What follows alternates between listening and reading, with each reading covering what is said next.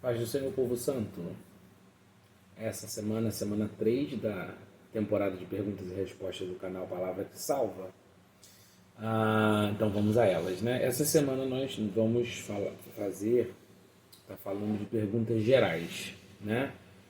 Ah, perguntas que eu coloquei no bloco, no pacote de perguntas gerais. Então, uma delas que foi colocada no stories lá do Facebook, não foi nem do Instagram, essa foi do Facebook. Pastor, fale um pouco sobre destino. O cristão, ele acredita em destino? Fala um pouquinho sobre isso. Então vamos a ela. Bom, a palavra destino, se nós formos ver o significado dela, seria acreditar na ideia da fatalidade. Como assim? A ideia de que já está tudo pré-estabelecido. Nada é mutável. As coisas são imutáveis, não mudam, já está pré-estabelecido. Os fatos, as ocorrências, né, da vida. Essa palavra estava ligada à mitologia grega. Na mitologia grega, o destino era chamado de Moira. Seria a ideia, inclusive, da constituição dos deuses gregos, né, de que eles estavam submetidos exatamente a essa vontade imutável. Tudo estava já determinado. Então, nós cristãos não acreditamos no destino nesse sentido. Por que não? Porque nós acreditamos que Deus fez o homem com a capacidade de ser inteligente e de poder fazer escolhas. E uma coisa que tem que estar clara é não confundir com a providência de Deus, né? Então nós não acreditamos em destino nesse sentido de que as coisas, que tudo na nossa vida está pré-estabelecido e que tudo já vai acontecer tanto de forma benéfica quanto maléfica, tanto coisas boas quanto ruins, já está pronto, né? Nós não acreditamos nisso, nós cristãos. E a palavra de Deus dá muitos indícios para que a gente não acredite nisso, né? Deixa isso claro também, para que a gente não acredite nisso. Por exemplo, Apocalipse vai dizer: cada um será julgado, né, segundo os seus atos. Significa que nós temos escolha. Se você pegar logo de cara Adão e Eva, né, já ficou claro que ali houve uma decisão de não fazer o que Deus tinha mandado. Então nós temos a capacidade de escolher nesse sentido. Eu entendo que gera uma dúvida no sentido de que Deus é soberano, porque aí é uma outra questão. Então vamos falar um pouquinho disso. Então não, cristão não acredita em destino. Nós acreditamos que somos capazes de fazer escolhas e vamos viver as consequências dessas escolhas. Ponto. Agora, existe a questão acredito que essa esbarra muito na questão da soberania de Deus, do plano maior de Deus. Quando nós não aceitamos o plano divino, nós vamos sofrer, nós vamos dolorosamente sofrer com isso. Então, nesse sentido, você tem escolha de não aceitar o plano de Deus, o plano da salvação, né? Nesse sentido. E aí vamos ser reféns do pecado, reféns da nossa escolha. Então, nesse sentido, Deus é soberano no sentido do plano da salvação, de que tudo vai culminar de acordo com o seu plano maior de salvação, mas você pode ou não estar incluído nisso. Então, nós não acreditamos em tudo pré-estabelecido nesse sentido. Então, nós não acreditamos em destino.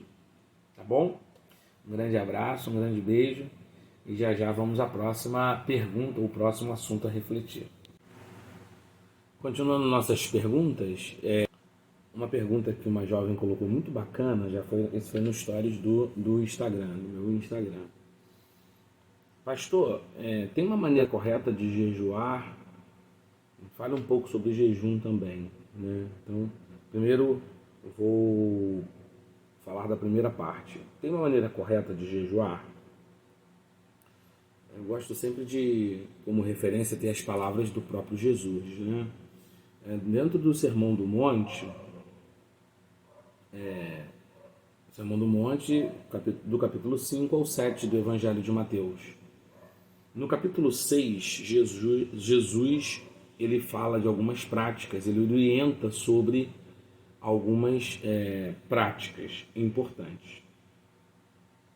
E sobre o jejum ele diz assim, Evangelho de Mateus, capítulo 6, versículo 16.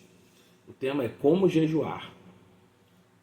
Quando jejuardes, não vos mostreis contristados, como os hipócritas, porque desfiguram o rosto, com o fim de parecer aos homens que jejuam.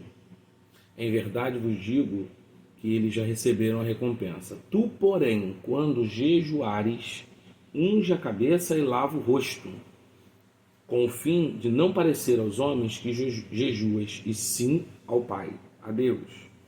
Em secreto, e teu Pai que te vê em secreto te recompensará. Então, o que fica aqui de indicação de como jejuar, primeiro que se Jesus está dizendo que para jejuar é importante, é porque é importante, né? E como jejuar? Ninguém tem que saber que nós estamos jejuando, porque essa é uma prática entre você e Deus. Então, o que Jesus disse para eles? Não faça como os hipócritas, ninguém tem que saber que você está jejuando. Seu rosto não pode desfigurar, você não pode mudar, parecer contristado, né, abatido. E quando fizer, faça em secreto também, ninguém tem que saber. Então fica aqui as orientações de Jesus de como nós devemos jejuar. E eu sempre digo que aqui o texto está falando de jejum de comida. Não, mas existem referências bíblicas de outras, de abrir mão. Jejuar é abrir mão, deixar de comer, por exemplo. Mas deixar de abrir mão de outras coisas. Tá bom? Eu vou me ater aqui que eu entendi que a pergunta era sobre jejum de comida. E biblicamente nós temos a referência maior que de Jesus. Está aqui como jejuar.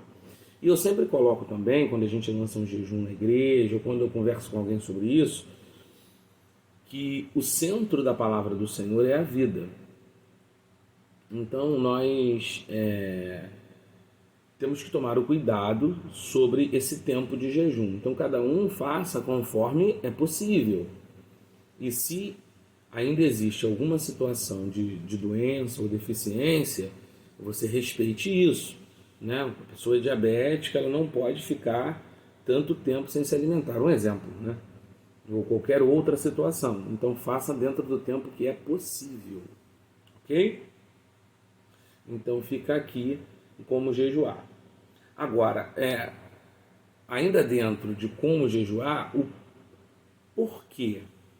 Né? O porquê jejuar. Na palavra do Senhor, eu separei aqui 1, 2, 3, 4, 5 textos com objetivos diferentes. Estou falando do jejum de comida. E eu não vou ler o texto, vou só citar o texto e depois você lê. Em Jonas capítulo 3, versículo do 5 ao 9, quando o povo de Nínive se arrepende, é estabelecido um jejum. Então o jejum também na Bíblia tem indicação de que é para arrependimento. Jonas capítulo 3, versículo dos 5 ao 9. Quando aqueles primeiros cristãos, né, no capítulo 11 de Atos, eles são chamados de cristãos pela primeira vez. Lá no capítulo 13, eles precisam de resposta do Senhor e jejuam. Então, o jejum também, na Bíblia, foi feito para obter resposta do Senhor. Esther, capítulo 4, esse texto é muito bonito, né? Quando Esther precisa de libertação, do seu povo. Então, pode ser feito por batalhas espirituais, por milagre, por libertação. Também, 1 Coríntios capítulo 6, no versículo 12, aparece o jejum para que indicando para que a gente peça a Deus controle, porque Ele está no controle acima de nós, né? E por último, Zacarias 7, versículo 5, nos fala de um jejum no sentido de aproximar-se de Deus, no sentido de santificação, no sentido da relação com Deus. Então fica aqui, né, o porquê jejuar, fica aqui como jejuar orientado por Jesus. Que Deus possa te abençoar. Amei a pergunta. Certamente encontraremos aqui de novo com mais perguntas e respostas. Um grande abraço. Beijos.